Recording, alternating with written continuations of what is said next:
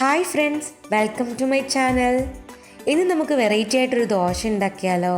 നമ്മുടെ ചാനൽ ആദ്യമായിട്ട് കാണുന്നവരെ ഇതൊന്ന് സബ്സ്ക്രൈബ് ചെയ്യാൻ മറക്കല്ലേ. കടലമാവ് വെച്ചിട്ടുള്ളൊരു വെജിറ്റബിൾ ദോശയാണിത്. നമുക്ക് തയ്യാറാക്കി തുടങ്ങിയാലോ?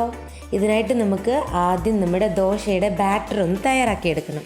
ആദ്യമായിട്ട് 2 കപ്പ് കടലമാവ്, ആവശ്യത്തിനുള്ള ഉപ്പ്, ഒരു 1/4 സ്പൂൺ മഞ്ഞൾപ്പൊടി, 1 സ്പൂൺ മുളക് പൊടി, ഒരു 1/4 സ്പൂൺ കായപ്പൊടി, ഇതെല്ലാം നന്നായിട്ടൊന്ന് ഇളക്കിയതിന് ശേഷം ആവശ്യത്തിനുള്ള വെള്ളം ഉപയോഗിച്ച് കലക്കിയെടുക്കാം.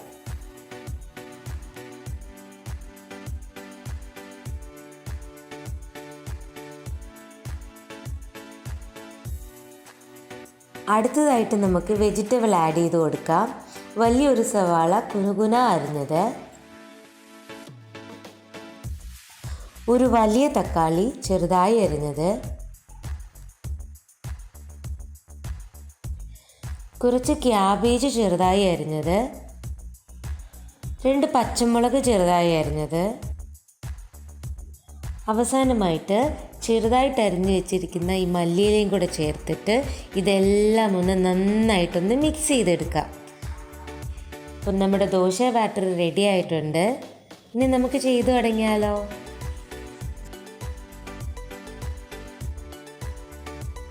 ഇതിന് കറക്റ്റ് റൗണ്ട് ഷേപ്പ് വരാനായിട്ട് കുറച്ച് പാടാണ് കേട്ടോ. ഉള്ളൊക്കെ നന്നായിട്ട് വെന്ത് കിട്ടാനായിട്ട് ഒരു മൂടി വെച്ചിട്ട് നമുക്കൊന്ന് അടച്ചു കൊടുക്കാം. ഈ മൂടി തുറക്കുമ്പോൾ ഉണ്ടല്ലോ, നമ്മുടെ ബജ്ജിയൊക്കെ ഉണ്ടാക്കുമ്പോൾ ഒരു മണം വരില്ലേ, അതേ മണം, ഒരു പ്രത്യേക മണമാണ് ഇത് ഉണ്ടാക്കുമ്പോൾ.